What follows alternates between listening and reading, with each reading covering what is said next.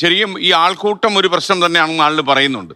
അപ്പോൾ അതേസമയം ശ്രീ അലിയാർ, ഇത് ഇപ്പൊ ഇതും കൂടെ ആകുമ്പോൾ ഒരു കൂടുതൽ ആപത്തിലേക്ക് KSRTC പോകും. മാത്രമല്ല എനിക്ക് തോന്നുന്നത് ജീവനക്കാർക്കൊക്കെ ഒരു പേടിയുണ്ട്, ഇതോടെ അവർക്ക് കൃത്യം ശമ്പളം കിട്ടാതെ പോകുമോ എന്ന കാര്യത്തിൽ. ഒരിക്കലും ഒരു ആശങ്കപ്പെടേണ്ട കാര്യമില്ല. ഇല്ല, സർക്കാർ കൂടുതൽ KSRTCയുമായിട്ട് കമ്മിറ്റ്മെന്റ് ആകുന്ന ഒരു തീരുമാനമാണ് എടുത്തിരിക്കുന്നത്. അല്ല, ഇതിനകത്ത് ഇപ്പൊ ഇതിപ്പോ ഒരു 90 കോടിയൊക്കെ വേണമെന്നൊക്കെ പറയുന്നുണ്ടല്ലോ, ഇത്രയും സൗജന്യ യാത്ര അനുവദിക്കാൻ. അങ്ങനെ വന്നാൽ ഈ പൈസ സർക്കാർ കൊടുത്താൽ KSRTC ഓക്കെ ആണോ? അതെ, സർക്കാർ കമ്മിറ്റ്മെന്റ് ആണല്ലോ. സർക്കാരിന്റെ 1000 കോടിയിലധികം വേണം ഒരു കൊല്ലം. സർക്കാർ പോളിസിയാണ് KSRTC നടപ്പാക്കുന്നത്. സർക്കാർ പോളിസി KSRTC നടപ്പാക്കുമ്പോൾ സർക്കാർ കമ്മിറ്റ്മെന്റ് ആയിരിക്കുമല്ലോ KSRTCയുമായിട്ട്.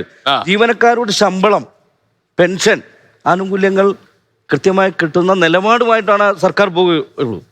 അത് നമുക്ക് ഉറപ്പ് നൽകിയിട്ടുണ്ട്.